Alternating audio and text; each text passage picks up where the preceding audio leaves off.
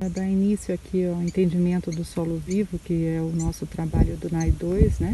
Eu estou mostrando aqui um solo compactado, onde a gente verifica aqui uma vegetação bastante simplificada, principalmente a guanchuma, que é essa que eu estou focando aqui, que tem uma raiz então que quebra essa compactação e ela penetra então o solo e depois com a sua morte, né, ela deixa aqueles canais e permite então uma aeração, uma introdução de água.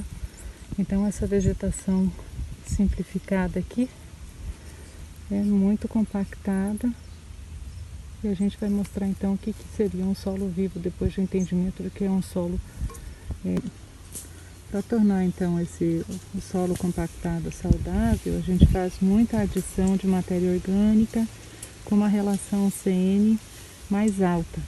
O que é a relação CN? É carbono-nitrogênio, né? Então aqui a gente tem, olha, muito material fibroso que tem uma relação CN mais alta, e aqui a gente tem a formação dos fungos, né? E bactérias que estão atuando nessa matéria, que vão gerar então a gelatina que vai fazer a liga da parte mineral, porque os nossos solos eles são compostos basicamente de argila ligada em ferro e alumínio, e esses fungos então deixam aqui a sua geleia que vai fazer a agregação dessas partículas para que ele realmente vire solo. Então a importância da adição da matéria orgânica no solo. Vocês estão percebendo aí que quanto mais a gente descasca, mais a gente vê essa vida microbiológica atuando aqui para transformar em solo essas terras nossas duras que ficam expostas. Então aqui dando seguimento à nossa transformação do solo em solo vivo, uma outra técnica é a adoção então de matéria orgânica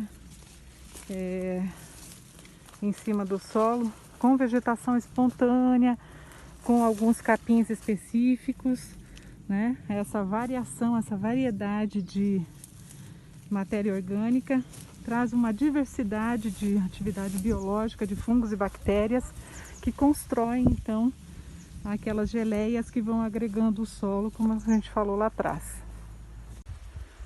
Aqui, seguindo a adoção de estratégias para a melhoria do solo, a gente pode usar adubações verdes específicas, como é o caso aqui do feijão de porco, que é essa planta aqui, vocês estão vendo, é um feijãozão. Aqui ele está consorciado com o milho, né? Então você nota aqui que vai ter uma diversidade de ação biológica bem intensa, favorecida aqui por essa diversidade de plantas. Uma outra estratégia para continuar essa ativação biológica do solo, para transformar em solo vivo, é ter um consórcio de plantas, então essa diversificação. Aqui a gente tem o mamão, a gente está mantendo a cobertura viva, que depois vai ser roçada e deixada por cima da superfície do solo. Aqui a gente plantou o café, né? Aqui tem o café, então futuramente o mamão vai sair, vai ficar o café. E a gente consorciou também com algumas palmeiras, que são aqui a pitaia e também foi consorciado aqui com pitaia e também com coco. Então a gente tem essa estratégia de diversificação para manter esse solo saudável. Aqui a gente está vendo um perfil de solo, onde a gente pode observar aqui a parte superficial, que vem sendo trabalhada com deposição de matéria orgânica. A gente observa a cor mais escura, observa a textura dela, que é mais grumosa, ela fica toda arredondada. Se fosse um solo morto, um solo adensado, compactado, ele estaria duro. Aqui você observa que quando ele quebra todo arredondado, não tem nenhuma superfície espelhada, que a gente chama, né? E aqui embaixo a gente observa que a coloração é diferente, né? Uma cor mais original. mais avermelhada, que é essa nossa origem com rochas ricas em ferro, né, que é o nosso típico do cerrado. Um outro efeito que a gente tem que observar em relação à perda de solo, né, ao solo se tornar improdutivo, é a ação do vento. O vento ele desidrata muito superficialmente, com isso a gente tem esse ressecamento, né, o ressecamento do solo, e aí se ele tivesse coberto, a gente não teria esse ressecamento. Por isso da importância da gente usar a cobertura, seja viva ou seja morta.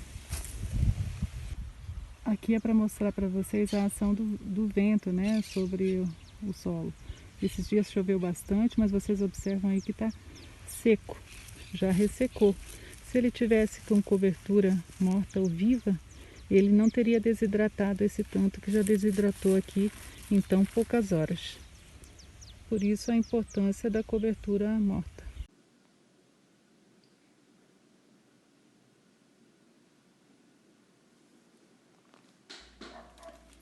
A matéria orgânica sempre está na superfície do solo para protegê-lo e para nutrir a microvida aeróbia que forma os agregados e macroporos. Ela não é adubo, ela é alimento para a vida aeróbia do solo que o agrega, criando um sistema macroporoso por onde entram ar e água, indispensáveis para a produção vegetal. Não importa a quantidade de nitrogênio adicionado ao solo pela matéria orgânica, mas sua capacidade de fixar nitrogênio do ar. Vale a pena lembrar que a cobertura morta do solo tem seu efeito maior no período seco do ano. No período das chuvas, é recomendável a cobertura viva do solo.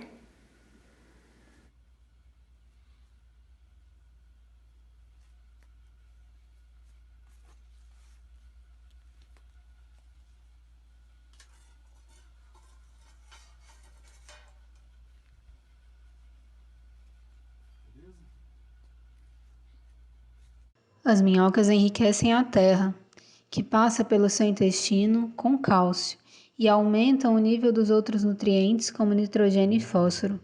Elas agregam o solo e contribuem para sua permeabilidade, podendo fazer túneis de até 1 metro de profundidade, que contribuem para o seu melhor enraizamento. Os canais verticais que as minhocas produzem servem para a infiltração da água pluvial, o arejamento e a penetração das raízes até maiores profundidades. A contribuição das minhocas à decomposição da matéria orgânica e à formação de grumos é significativa.